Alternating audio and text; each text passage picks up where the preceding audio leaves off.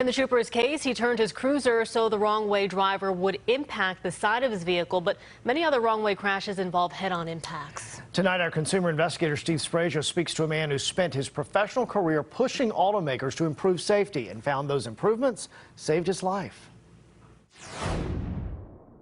It was an horrendous crash at 65 miles an hour when a wrong-way driver on Interstate 95 just outside of Washington, D.C. slammed into Adrian Lund's automobile. Considering the crash I was in, that I had a frontal followed by a rollover, I'm pretty lucky. The car did its job.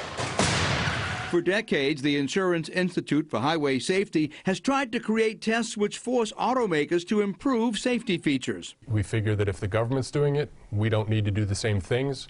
Let's push manufacturers to do things beyond what the government is requiring them to do. This was a high-speed crash, one that probably 10 years ago I wouldn't be here to talk to you about it. Lund spent 30 years at the Institute. During his last 20 years there, his focus was how to get automobiles to provide better protection in crashes. What you're trying to do is to come up with crash tests that will test the kinds of things that need to work when you're in a real-world crash. Lund doesn't remember his wreck, only awakening upside down in his automobile. When you're hanging upside down there, and the first thing I did was just see if I could move my legs. His car's crumple zone protected his legs from breaking, and other safety features prevented a spinal cord or other back injury. It did occur to me that, yeah, this is what we were after. There's room here.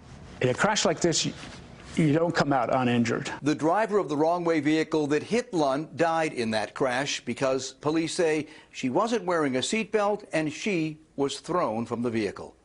Working for you, I'm consumer investigator Steve Sprague.